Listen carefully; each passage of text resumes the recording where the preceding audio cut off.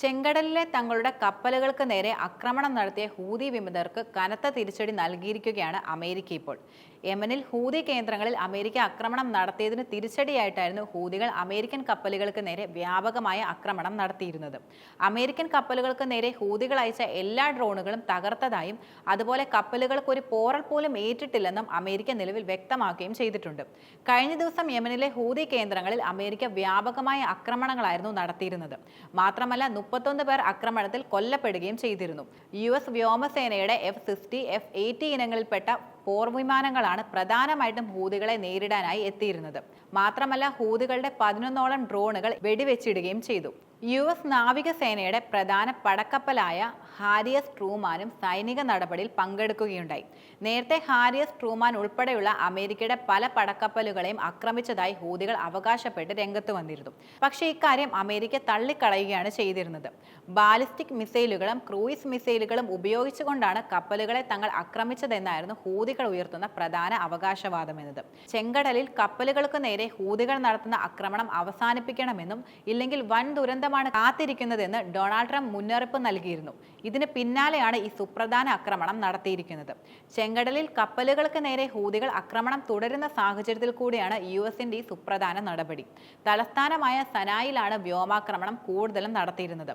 Trump രണ്ടാം തവണയും പ്രസിഡന്റായ ശേഷം മിഡിൽ ഈസ്റ്റിൽ അമേരിക്ക നടത്തുന്ന ഏറ്റവും വലിയ സൈനിക നടപടി കൂടിയാണിത്. നിങ്ങളുടെ സമയം അവസാനിച്ചിരിക്കുകയാണ്, നിങ്ങളുടെ ആക്രമണം ഇന്നു മുതൽ നിർത്തണമെന്ന് ട്രംപ് ട്രൂത്ത് സോഷ്യലിൽ കുറിക്കുകയുണ്ടായി. അമേരിക്കൻ കപ്പലുകൾക്ക് നേരെ ഹൂതികൾ നടത്തുന്ന ഒരാക്രമണവും ഇനി അനുവദിക്കില്ലെന്നും അദ്ദേഹം ശക്തമായി തന്നെ പറഞ്ഞു. ഹൂതികൾക്ക് പിന്തുണ നൽകുന്നത് അവസാനിപ്പിക്കണമെന്ന് ഇറാനോടും അമേരിക്ക ആവശ്യപ്പെടുകയുണ്ടായി. 2023 നവംബർ മുതൽ കപ്പലുകളെ ലക്ഷ്യമാക്കി 100-ലധികം ആക്രമണങ്ങൾ ഹൂതികൾ നടപ്പിലാക്കിയിട്ടുണ്ടെന്നാണ് റിപ്പോർട്ടുകൾ സൂചിപ്പിക്കുന്നത്. ഗാസയിൽ ഇസ്രായേൽ നടത്തിയ ബോംബാക്രമണങ്ങളിൽ പാലസ്തീൻ ജനതയ്ക്ക് ഐക്യദാർഢ്യം പ്രകടിപ്പിക്കാനായിരുന്നു പ്രധാനമായിട്ടും ഇസ്രായേലിന്റെ കപ്പലുകൾ ഉൾപ്പെടെ ആക്രമിക്കുന്നതെന്ന് ഹൂതികൾ പ്രധാനമായിട്ടും പറയുകയും ചെയ്തിരുന്നു. ISന്റെ ഏറ്റവും പ്രധാനപ്പെട്ട നേതാവായ അബു ഖദീജയെ വകവരുത്തിയതിന് തൊട്ടു പിന്നാലെയായിരുന്നു അമേരിക്ക ഹൂതികൾക്ക് നേരെ ഇത്രയും വലിയൊരു ആക്രമണം പ്രധാനമായിട്ടും നടത്തുന്നതെന്നത് ഏറെ ശ്രദ്ധേയമാണ്. അതേസമയം തന്നെ യമനിൽ അമേരിക്ക നടത്തിയ ആക്രമണത്തെ ഇറാൻ ശക്തമായി തന്നെയാണ് അപലപിക്കുന്നത്. കുട്ടികൾ ഉൾപ്പെടെയുള്ളവർ ആക്രമണത്തിൽ കൊല്ലപ്പെട്ടുവെന്നാണ് ഇറാൻ പ്രധാനമായിട്ടും ആരോപിക്കുന്നത്. അമേരിക്കൻ കപ്പലുകൾക്കും വിമാനങ്ങൾക്കും നമ്മുടെ സൈനികർക്കും നേരെയുള്ള ഹൂതി ആക്രമണങ്ങൾ ഒരിക്കലും അനുവദിക്കില്ല. അവരുടെ സഹായിയായ ഇറാനും ശ്രദ്ധയിൽപ്പെട്ടിട്ടുണ്ടെന്നാണ് അമേരിക്കയുടെ പ്രതിരോധ സെക്രട്ടറിയായ പീറ്റ് ഹെക്സത്ത് എക്സിൽ കുറിച്ചിരിക്കുന്നത്. അതേസമയം ഹൂതികൾക്കെതിരെ ആക്രമണം നടത്താനുള്ള ട്രംപിന്റെ തീരുമാനം വലിയ തെറ്റാണ്. അത് തെറ്റായ ദിശയിലേക്കാണ് ശരിക്കും പോകുന്നത്.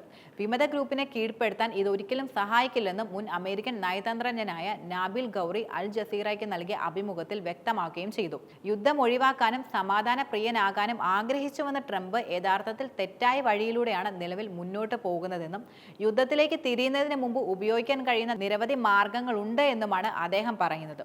കര, വായു, കടൽ എന്നിവയിൽ പൂർണ്ണമായും ചുറ്റപ്പെട്ട വളരെ ചെറിയൊരു ഭൂപ്രദേശത്ത് ജീവിക്കുകയും പോരാടുകയും ചെയ്യുന്ന ഹമാസിനെ 17 മാസത്തെ ഇസ്രയേലി ബോംബ് ആക്രമണത്തിൽ പോലും ഇല്ലാതാക്കാൻ നിലവിൽ കഴിഞ്ഞിട്ടില്ല. ഇനിയും ഇത് മുന്നോട്ട് പോയാൽ അവരെ ഉന്മൂലനം ചെയ്യുന്നത് ശരിക്കും അസാധ്യമായിരിക്കുമെന്നും അദ്ദേഹം പറയുകയുണ്ടായി.